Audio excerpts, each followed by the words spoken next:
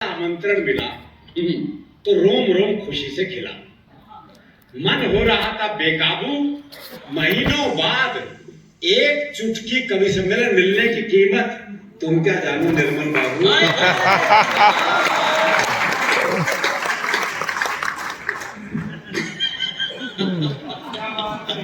तालियां सुने माइक देखे जमाना बीत गया। ना कहीं गए ना आए, इसलिए पेमेंट पर भी कोई नखरे नहीं दिखाए। तुरंत फ्लाइट की टिकट बुक करवाई। स्थिति ये थी निर्मल जी, टिकट का प्रिंट निकलवा के 3 दिन तक तो मैं उसी पे लेटा रहा। तुरंत फ्लाइट की टिकट बुक करवाई, कई दिन तक तो नींद ही नहीं आई। फिर वो दिन भी आ गया जब यात्रा पर निकलना था, कवि मित्रों से मिलना था। महीनों से कमरे के कोने में उपेक्षित पड़े सूटकेस को जैसे उठाया तो वो तो मुझसे भी ज्यादा प्रसन्न नजर आया। भूल गया सारी शर्मो हया, उंगली की एक छुअन से खुल गया। हाय हाय हाय हाय। अब कपड़े रखने की थी बारी। कपड़ों की स्थिति आप पता है क्या थी जी? कपड़े बेचारे लटके लटके लटक गए थे। मतलब वो निक्कर और बनियान में टाइम कट रहा था जी। वो अलमारी में लटके हुए कपड़े सो रहे थे, मालिक है भैया निकल लिया।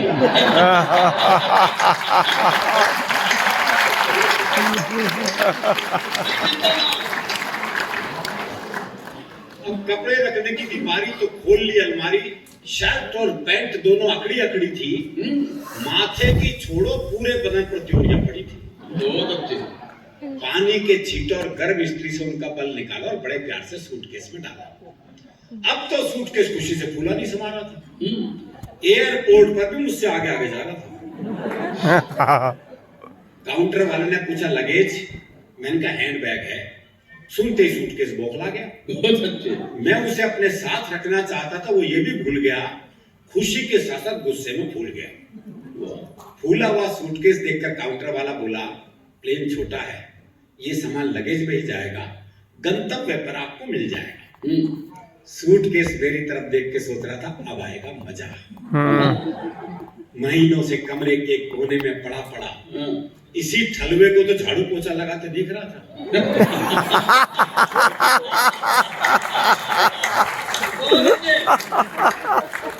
अब अपने दिन भी खिलेंगे, अंदर पुराने यार सूटकेस मिलेंगे, उनसे बतियाऊंगा, हसीन अटैचियों से नैन लड़ाऊंगा। सूटकेस के काउंटर के पीछे तरह तरह के सूटकेसों का था हुजूम। कुछ धाकड़ थे, कुछ मासूम। कई सूटकेसों की आंखों से तो आंसू बरस रहे थे। कोरोना ने उनके मालिकों को लील लिया था, अब वो उन हाथों के स्पर्श को तरस रहे थे। क्या बात है, क्या बात है, क्या बात है। खैर उनको अपने हाल पर छोड़ मैं विमान की तरफ बढ़ा और ये सोच के चढ़ा कि गेट पर ही हाथ जोड़े, मुस्कुराहट बिखेरे एयर होस्टेस के सुंदर से चेहरे के दर्शन होंगे। वाह! पर विमान में घुसते ही निराशा हाथ लगी। पीपीई किट पहने, चेहरे पर मास्क और शील्ड लगाए, एक बिजू का टाइप स्त्री खड़ी मिली। उसका ये रूप हमने 2 घंटे सहा।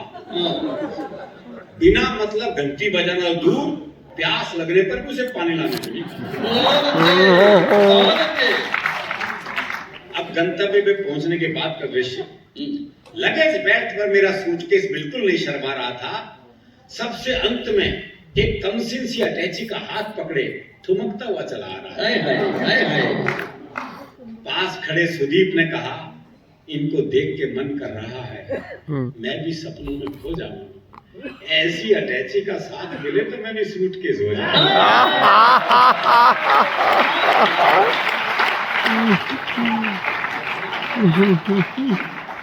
अच्छा, दुकड़ दुकड़ अब भी कायम की कारण ये था कि निमंत्रण तो आते थे, फिर फोन आया था जी 50 लोगों से ज्यादा की अनुमति नहीं मिली, इसलिए कार्यक्रम नहीं करवा पाए। फिर डर था कि बाहर आते आयोजक का, नमस्ते जी आप आ तो गए, कृपया वापस जाए। बाहर आते ही आयोजकों ने मालाओं से स्वागत किया। तभी एक ने पूछ लिया, महीनों बाद कवि सम्मेलन करना कैसा लग रहा है? मैंने कहा इस पर आ करूं या वाह, मुझे तो ऐसा लग रहा है जैसे किसी नेत्रहीन का विवाह। वाह वाह। एक नेत्रहीन की सगाई हो गई, जयमाला हो गई, फेरे हो गए, तो पंडित ने दी बधाई, तो नेत्रहीन बोला काहे की बधाई, मुझे क्या पता तुम लोग क्या ड्रामा रच रहे हो, विवाह संपन्न हुआ मैं कैसे जानूंगा, जब तक दुल्हन बाहों में ना आ जाए विवाह संपन्न हुआ मैं ना मानूंगा। आखिरकार वो क्षण भी आ गया जब सजा हुआ मंच था, माइक था, श्रोता थे, माइक मानो कह रहा था आज तो तू समूचा खिल गया है, और माइक को बाहों में भरा तो यकीन आया प्रोग्राम सचमुच मिल गया है।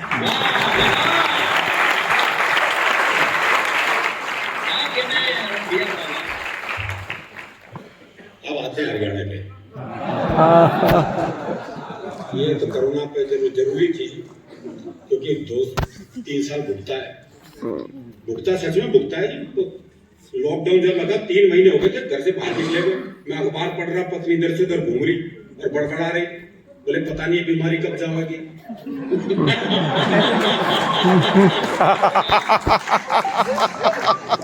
पता ही रहता मुझे कह रही है, कोरोना को कह रही है। तो ये दृश्य भी भूलता है। पद्मनी ने क्या बढ़िया गीत पढ़ा, और उसमें एक वो बता रही थी क्या आप लोग निकल जाते हो सुबह 10 बजे आते हो, वो क्या सोचती है, उस बेचारे के बारे में भी सोचो, बेचारे के बारे में, उसके बारे में नहीं सोचेंगे। बता रही थी व्रत जो है सारे वैसे आ रहे, तो महिलाएं रखती है व्रत, भाई तुम क्यों नहीं रखते बेटियों के लिए, बताओ किसका कसूर है, हमने मना किया।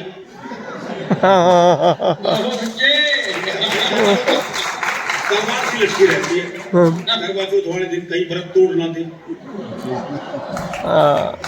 ये और खतरा है।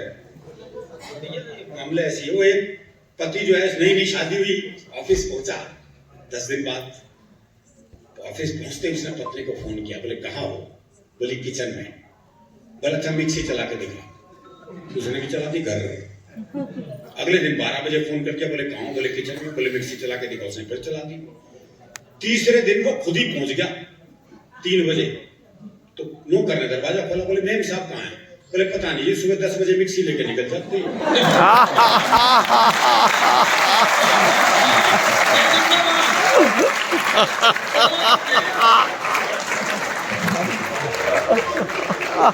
सोचो बेचारे की।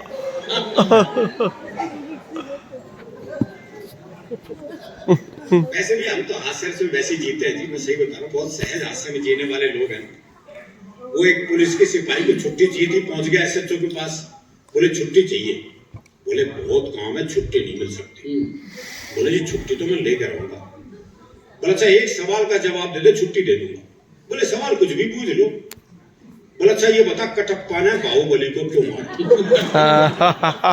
ये अंतरराष्ट्रीय सवाल पूछ लिया जी उससे, बोले ये बता कटप्पा ने बाहुबली को क्यों मारा, बोले हो सकता है बाहुबली ने कटप्पा को छुट्टी देने से मना कर दिया।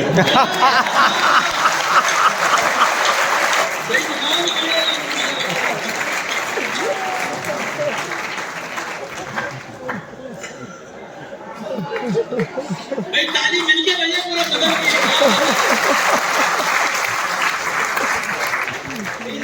जरूरी है। बेटियों की चिंता कर रहे थे, आजकल चल रहा है ना बेटी बचाओ बेटी पढ़ाओ।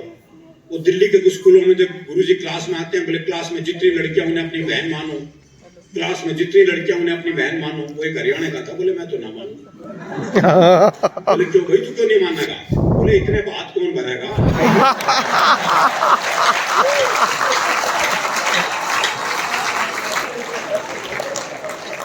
उसकी जाए जाए, जब वो इतनी दूर का भविष्य जानता है, निकट का तो जानता ही है। वो क्लास में टीचर ने सवाल कर दिया, बोले मैंने तुझे थप्पड़ मारा, इसका भविष्य काल बताओ। बच्चा बोला तेरी साइकिल में पंचर मिलेगा।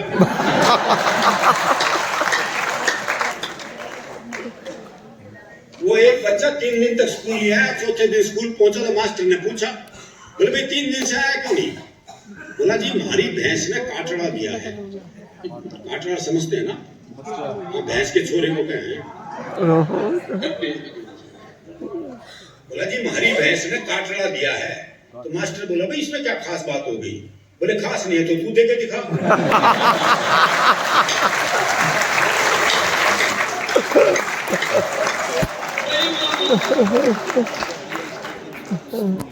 ये हास्यरस दरअसल क्या है, राजस्थान से लगा हुआ है, मस्ती रहती है। रंगीला राजस्थान और मस्त हरियाणा, ये बिल्कुल दो प्रदेशों की पूरी कहावत है, कुछ दो पंक्तियों में आया थी। राजस्थान रंगीला और मस्त हरियाणा, इसमें कोई शक नहीं है। वो एक बंदा अपनी ससुराल पहुंचा तो सास ने पूछ लिया, बोले बटेऊ जी खीर खाओगे हलवा खाओगे? बोले क्यों, थारा जोरा एक ही कटोरी है।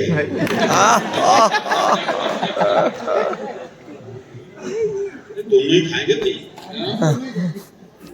वो एक पहुंच गया चौधरी अपने नाई के साथ ससुराल, पहली बार भूख लग रही थी बड़ी जोरों की। वो गरम गरम हलवा आया, चौधरी साहब ने चम्मच उठाई और हलवा मुंह में धर लिया।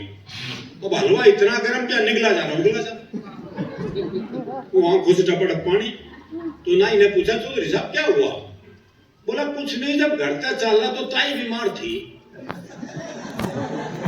उसकी याद आ गई। नाई बोला ठीक। नाई ने भी चम्मच उठाई और हलवा मुंह में रख लिया। अच्छा, नाई की उससे ही बुरी हालत, आंखों से टपटप पानी। तो चौधरी ने पूछा नाई कह रहे क्या हुआ?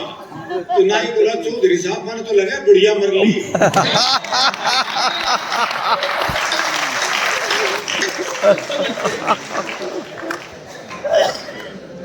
मस्ती अपने भीतर रखिएगा साहब, समय की सीमाएं हैं, बताता हूँ नहीं आपके पास तो है, मैं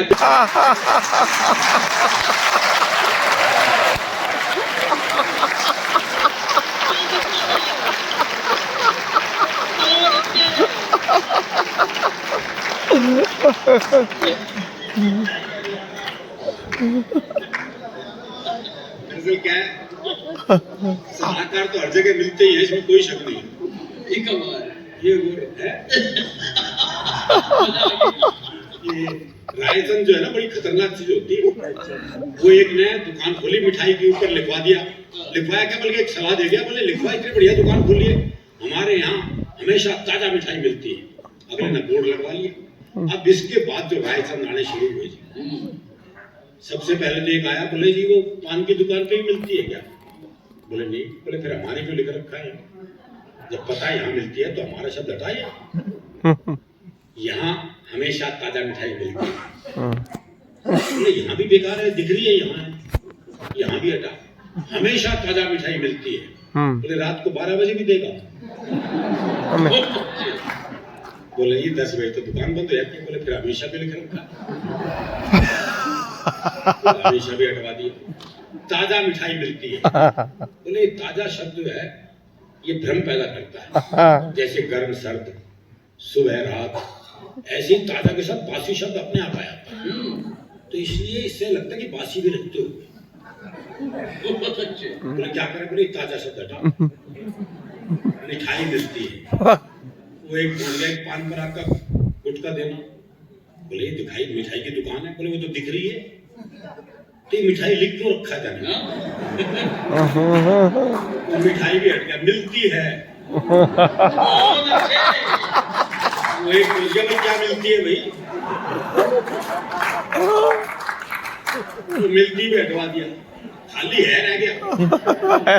वो एक 9:45 बजे टुन होकर पहुंचा, बिल्कुल है क्या?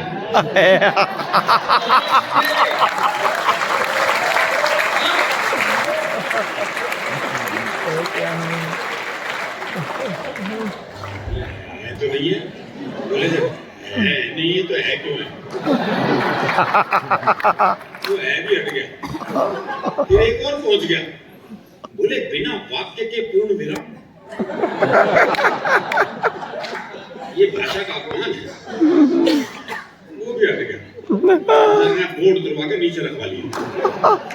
एक और पहुंच गया, बोले यार इतनी बढ़िया दुकान खोली है, इतना बढ़िया बोर्ड बना हुआ है, इसमें लिखवाता क्यों नहीं, हमारे यहाँ हमेशा ताजा मिठाई मिलती है।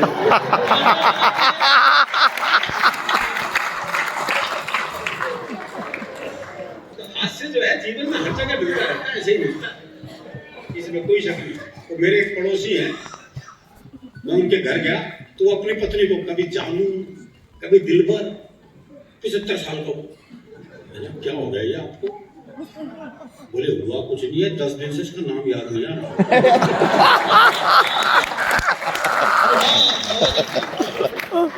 काम चलाता कैसी भी स्थिति में। मन का साफ होता है ना, इसलिए मन में जो है भगवान का वो एक मुकदमा चल रहा था, तो एक ताई गवाही के लिए आई। अच्छा, दोनों वकील उसी के गांव के। तो पहले वकील ने पूछे, बोले ताई कोई जाना है? खूब जानू हूँ, गुलाब सिंह का छोरा है तू, 1 नंबर का झूठा। तेरी लुगाई तो छोड़ के चली गई थी। बेचारा वकील संग रह गया। उसने दूसरे वकील की तरफ इशारा कर दिया, और ताई से जाना है? अच्छी तरह जानू हूँ, करनैल काने का छोरा है, 1 नंबर का याश। तेरी लुगाई से भी इसका चक्कर था।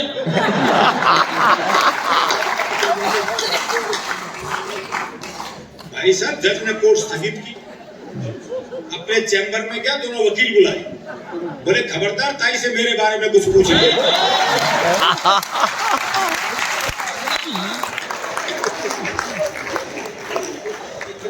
मामला है। हमारे यहाँ तो भ्रष्टाचार भी हास्यरस भी होता है हरियाणा में, मैं सही बता रहा हूँ। वो एक पुलिस वाले ने नई कार वाले को पकड़ लिया, देखा भाई सब चीज ठीक ठाक है, पूछा बोला अच्छा लाइसेंस दिखा, उसने लाइसेंस दिखा दिया, वो भी ठीक। बोले गाड़ी के कागजात दिखा, उसने कागजात दिखा दिए, वो भी ठीक। बोला अच्छा 500 रुपए निकाल है। बोले जी किस बात के है? बोले 500 रुपए काट। बोला जी मेरी गलती क्या है? बोला तू 6 महीने तक गलती नहीं करेगा, मैं बाट देखता रहूंगा। वो मेरा एक दोस्त है, वो बिना हेलमेट के चल दिया गलती से, पुलिस वाले ने पकड़ लिया। बोले इधर आया, चालान कटेगा। बोले कुछ ले लवा के नक्की कर। बोला 100 रुपए दे और जा। अरे बोले चला तो जाऊंगा, अगले चौराहे पे कोई और मिलेगा, कहां तक बांटता फिरूंगा। बोले कोई भी मिले उससे कह दियो लिमका। बोले ठीक, चल दिया। अगले चौराहे पे पुलिस वाला मिल गया, बोले हेलमेट, बोले लिमका। बोले निकल जा।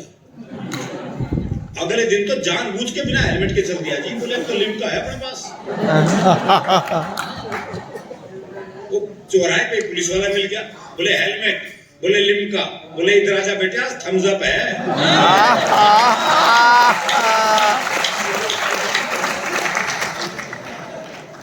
एक छोटी सी कविता से समापन करता हूं भ्रष्टाचार पे। एक आदमी ने धरती से किया प्रस्थान, और यमराज के कक्ष में घड़ियां ही घड़ियां देखकर रह गया राम। भाई बात, हर देश की अलग घड़ी थी, कोई छोटी कोई बड़ी थी, कोई दौड़ रही थी कोई बंद, कोई तेज थी कोई मंद। उनकी अलग अलग रफ्तार देखकर आदमी चकराया। 7 करोड़ फेसबुक फॉलोअर्स हैं मेरे, 7 करोड़। राहुल गांधी ने बड़ी सादगी से जवाब दिया, अगर जवाब पहुंच जाए तो एक आध कविता के लिए मुझे बता देना। राहुल गांधी बोले तो क्या हुआ, लिखते तो सब मेरे बारे में ही है।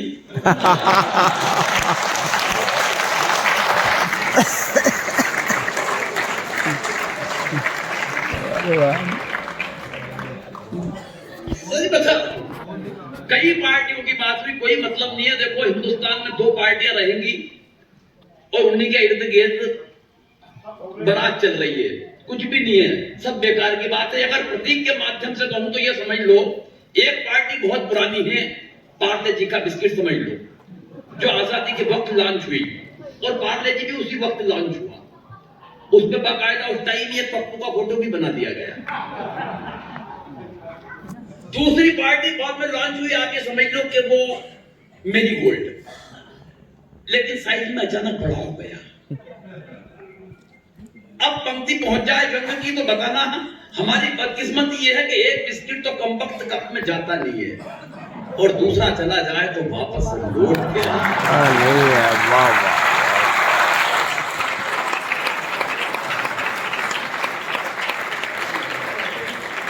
तो दिक्कत ये है। देखो मैं जितनी बातें कर रहा हूं, मैं व्यंग के कवि के, हास्य के कवि के लिए भूमिका बना रहा हूं खाली। हालांकि मेरा काम वहां से हो गया पूरा बिना फोटो के।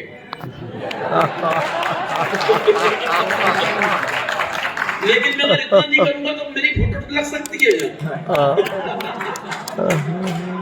इसलिए करना पड़ रहा है। पत्नियों पे इतनी लंबी लंबी कविताएं पढ़ती क्यों लिखते हैं लोग? पत्नियों पे इतने कुंठित होते हैं ये लोग अपनी पत्नी से।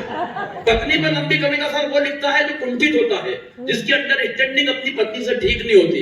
अंडरस्टैंडिंग के मामले में मैं और मेरी पत्नी कमाल, 27 साल हो गए शादी को। 27 साल की शादी की जिंदगी में उसने कभी मुझसे गवार, मूर्ख, बेवकूफ, नालायक, गधा बाजी इसमें के किसी शब्द का इस्तेमाल नहीं किया। कारण अंडरस्टैंडिंग इतनी कमाल की है कि बस वो नजर भर देखती है और मैं समझ जाता हूं वो इनमें से क्या कह रही है।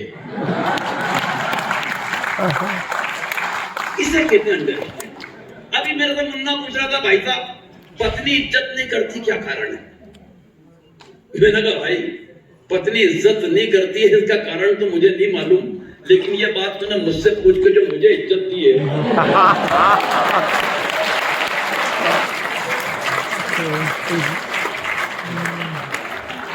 मेरी सात पीढ़ी तेरी शुक्रगुजार रहेगी। मुझसे पलट के बोला, भाई साहब क्या आपकी भी नहीं करती? मैंने कहा भाई एक बात समझ ले, अगर हिंदुस्तान में रुपये का मूल्य गिरता है तो वो हर प्रांत में अलग अलग नहीं गिरता है।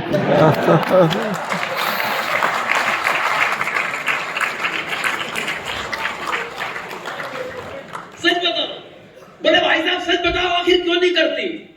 मैंने कहा बेटा ऐसा है मुन्ना, जब कोई लड़की मायके से विदा होकर ससुराल में आती है, अपने पिताजी को छोड़ के आती है तो बदले में ससुर साहब मिलते हैं पिता के रूप में, माँ को छोड़ के आती है बदले में सासू माँ मिलती है, बहन को छोड़ के आती है बदले में ननद मिलती है, भाई को छोड़ के आती है बदले में देवर मिलता है, मगर ऐसा क्या छोड़ा कि तू और मैं पल्ले पड़े?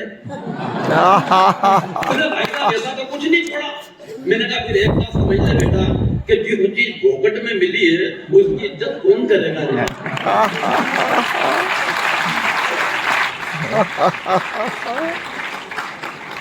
कोई मतलब नहीं है, सच बता रहा। लेकिन मैं तो साहब उस दिन को याद करता हूं जब 7 फेरे हुए थे और 7वें फेरे से पहले वो पंडित जी ने मुझसे कहा कि इसकी मांग भरो। मैंने वो चुटकी भर सिंदूर से जो मांग भरी थी साहब, और मुझे वो सीन याद आता तो ऐसा लगता है कि वो मांग नहीं थी, वो नक्सलियों की एक सुरंग थी जिसमें मैंने अपने हाथ से बारूद बिछाई और उसके धमाके आज तक मांग के मेरे कानों में गूंज रहे भगवान जी के।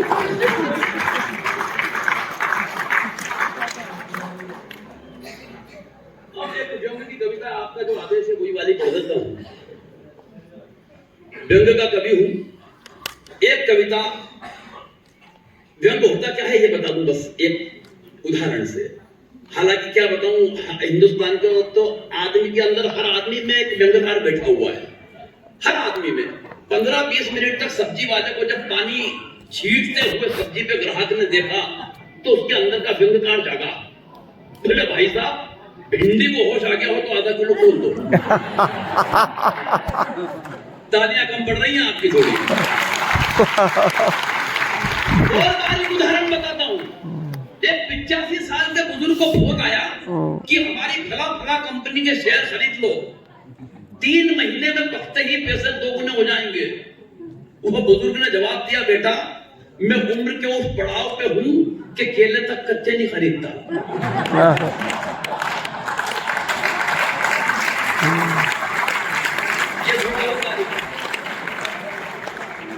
ये व्यंग है।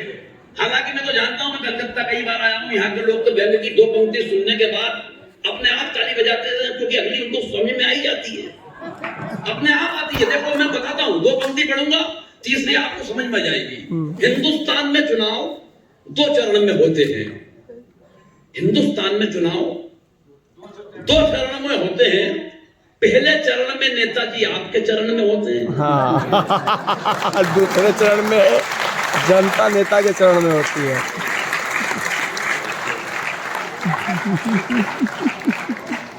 दूसरे चरण में हम नेताजी के चरणों में होते हैं, मगर वे कमबख्त ऐसी गहरी नींद सोते हैं कि फिर हम कहीं के नहीं होते। वाह वाह। ये व्यंग है। अब मैं 12 पंक्ति व्यंग की पढ़ता हूं और उनको आवाज दूंगा। उसके बाद जिनके लिए हम सब बैठे हैं, एक लंबी यात्रा करके आए हैं, उनका कमिटमेंट था, 2 फ्लाइट बदलने के बाद आए लेकिन यहाँ तक पहुंचे हैं। एक बार इसलिए भी तालियां बजे।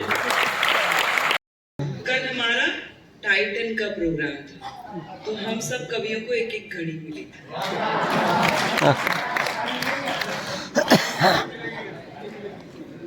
देखते हैं आपके वादे में कितना दम है। जो लेने का तरीका है। कलकत्ता बहुत ही अच्छी जगह है, मेरी फेवरेट सिटी है।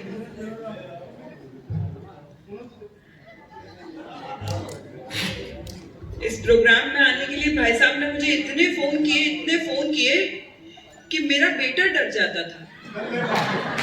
जैसे ही मेरा फोन बजता था कहता था कलकत्ता से मामा जी का फोन आया।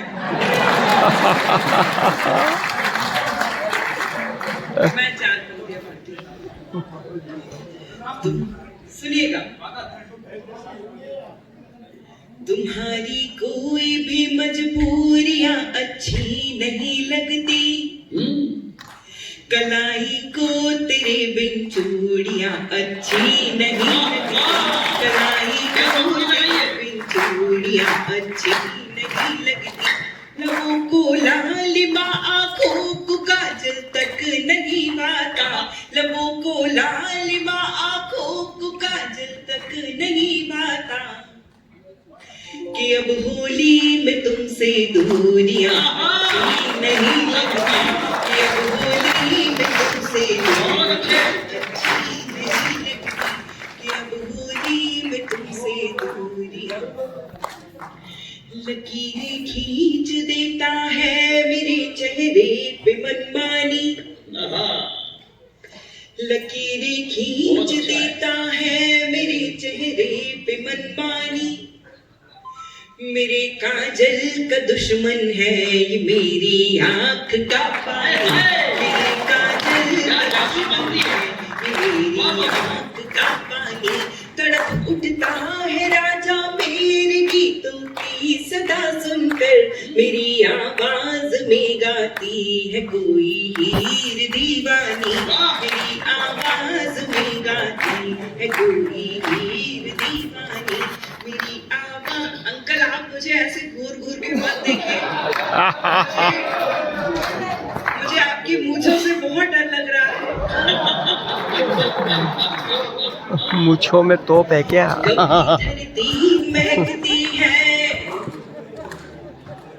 कभी धरती महकती है, कभी अंबर महकता है, कोई मौसम है जो सांसों में रह रह कर महकता है, कोई मौसम है जो सांसों में रह रह कर महकता है, कभी दोहे कभी मैं गीत लिखती हूँ मगर जब भी, कभी दोहे कभी मैं गीत लिखती हूँ मगर जब भी तुम्हारा नाम लिखती हूँ तो हर अक्षर महकता है, तुम्हारा नाम लिखती हूँ तो हर अक्षर महकता है, तुम्हारा। तुम अधूरी बात सुनकर चल दिए।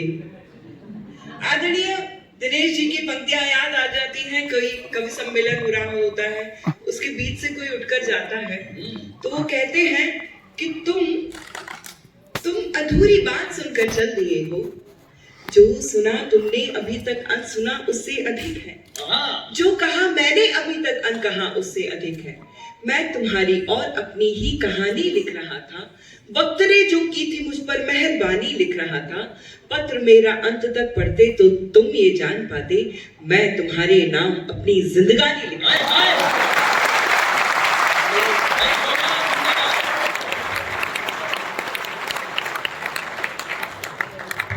बुलाने के लिए यहाँ से महिलाओं की बहुत सी बात कर रहे थे सब, तरह तरह से ये सारे कवि अपनी अपनी पत्नियों की बुराई आपसे करते रहते हैं।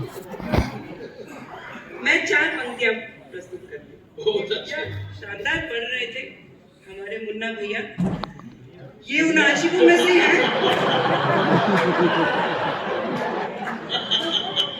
ये मुन्ना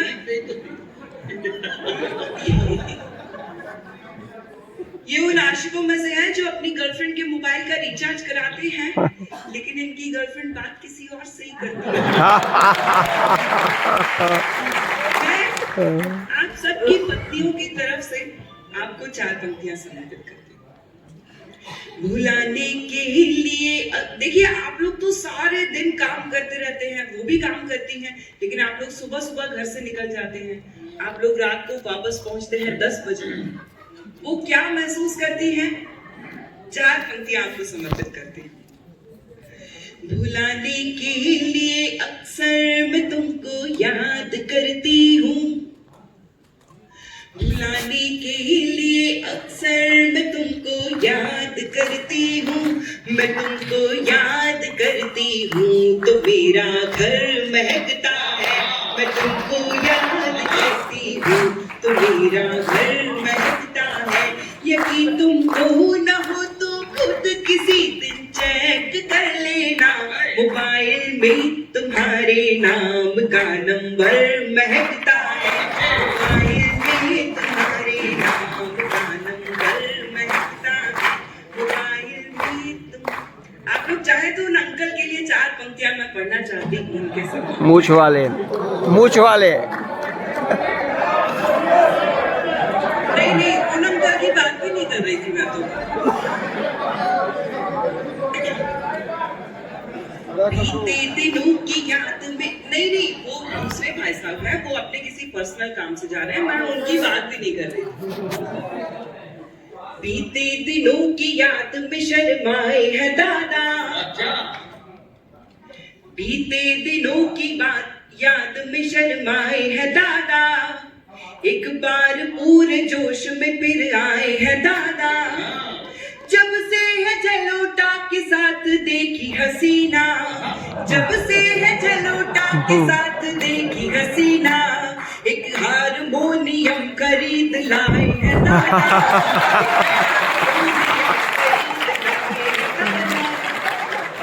हारमोनियम खरीद, चढ़ा होली का। बाबा रामदेव योग गुरु का भक्त होकर के ये काम कर रहा है। मैंने भेजा उसको, मैंने जहाँ पतंजलि योग पीठ 2 महीने योग सीख किया, वो 2 महीने तक रहा, योग सीख करके आया और ताली तो अगली बात पे पूरे सदन की मिले। 2 महीने योग सीख के आने के बाद अब वो पैर के अंगूठे में फंसा के बीड़ी पीता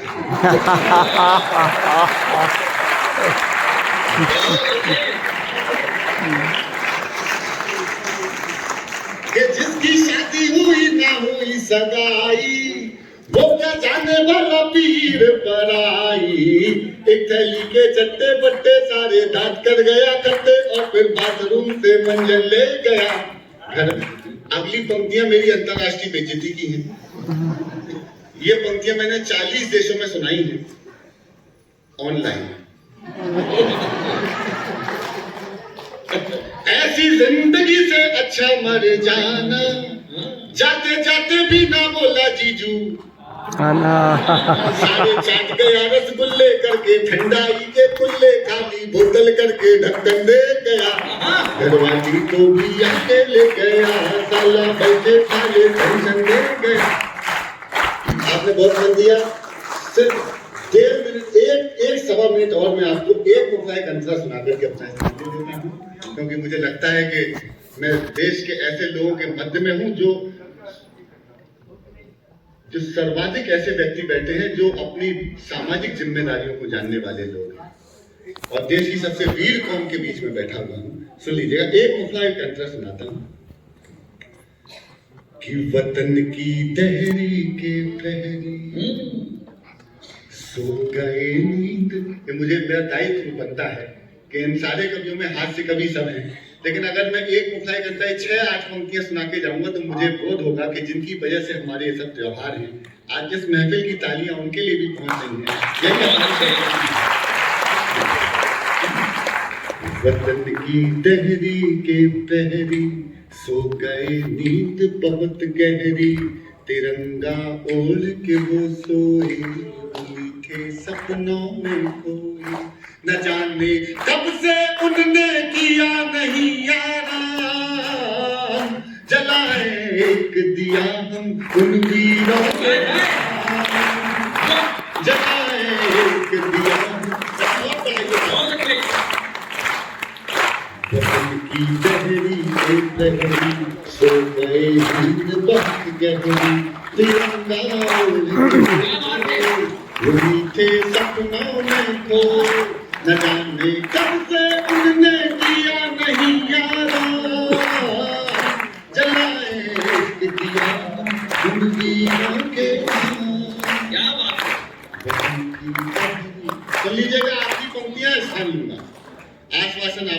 तरफ से कि तुम्हारी कुर्बानी का, इनको बिठा लीजिए, आप लोग समय से आए, हम ही जल्दी शुरू हो गए।